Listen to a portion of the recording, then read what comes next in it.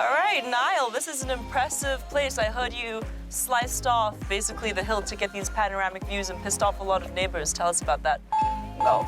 Well, listen, I think that we had 200 trucks a day. So, I mean, anything you do with 200 trucks a day are going to get any neighbor upset. And how did you get into this? I mean, this is your, 30th home? Yeah, about that, yeah. Tell us about this house. What was your vision for it?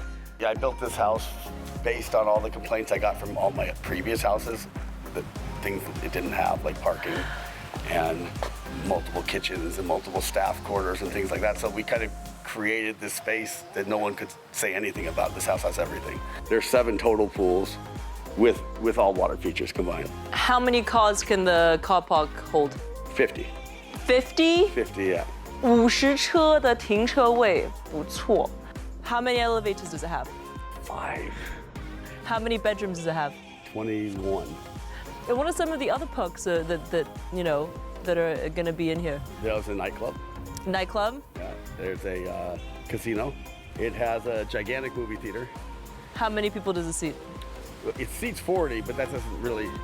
I'll show you guys. Oh, let's take a look at it. With the camera. I'll show you the camera. No camera. But So what is the square footage of this? Indoor, outdoor, garden, the whole thing? We're on 4 acres flat, approximately. We have a 3,000 square foot guest house that has its own swimming pool, and we have a full north-south tennis court that's hidden because it's far in the back.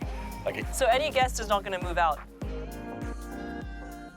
Bel Air is, home to the rich and famous. Who are some of the neighbors around here? Tell us. Jennifer Aniston is on the same street. Okay, Jennifer Aniston, 同一条街 Jennifer Aniston. Hold on, I gotta remember some names. What's the Tesla guy's name? What's the Tesla? What's his name? What is the Tesla? Guys, do you remember? I forgot too. What is the Tesla guy's name? The cat. Elon Musk. Elon Musk. So Elon Musk lives across the way. And what's their personality? Why do they like to buy your homes? I don't know, because I'm cool. They're buying a slice of your life. I spend a lot of time on these houses, and I don't know if I spend more or less time than other developers, but I mean, we try to provide everything in these houses, from fully furnished and carpets and rugs and flowers and everything done, so you don't have to do anything when you come in. Oh, I do a lot of houses. There's no houses that has a view like this. I mean, this house has a view from the mountains and downtown all the way to the ocean and Catalina in one eye line. I mean, this doesn't exist. And the other thing is it's low down in Bel Air. It's only about 6 minutes from sunset, which is also what everybody wants, to be close into Bel Air and not way, way, way up on Mulholland, where I live. I think when we started this house, what I said was that this house was for someone who would commission a $400 million yacht. But now, it's not that. Now this is a house that somebody would buy the equivalent of a Mona Lisa or the Picasso, because what's happened is the city has changed all the regulations and you can't build this house anymore. So this is really the one. Before we named it the one, it's kind of created itself into the one, because you can never build this house again. And that no matter who you are, you can never build this house again. They would never let you build a house this size in Los Angeles. And it's nice, because we are the only one in LA that has ever had the opportunity to do that. You grew up in LA? Grew up in LA.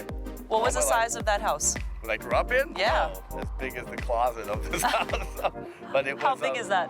It was 1,200 square feet or something, And then, how did you get into building giga-mansions? I started producing movies. In my early years out of high school, I was doing makeup, like special effects makeup for the movies, and I moved into the production of movies. So I made 14. And 所以原来是化妆师起步，然后就是电影制片人，大家化妆师们你们都有希望。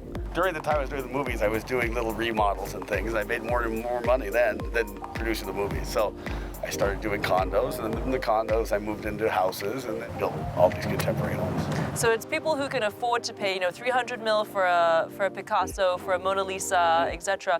And then why not, just add 200 mil on top of it for a beautiful home. Yeah, we had to for 500. Yeah. I mean, what I'm saying also is that what are you going to enjoy more at the end of the day? Like a piece of art or this entire 100,000 square feet? And also at the end of the day, what's going to be worth more money? Like in 10 years from now, is the Picasso or is the one? It's hard to say, because when you get to this level and you get to something that you cannot ever do again, it's whoever owns this house is going to dictate whatever he wants for it. And whoever's going to buy it, if they want it, they're not going to care what they're asking. So you never know. I don't know the answer, but the future will know the answer. But right now, all I can say is you can never get this house again in Los Angeles. So. The one. There's never going to be a second the one. Don't forget to like, comment, and subscribe. I'll be posting a new video each week with tips and tricks that I think will help all of us lead a better life.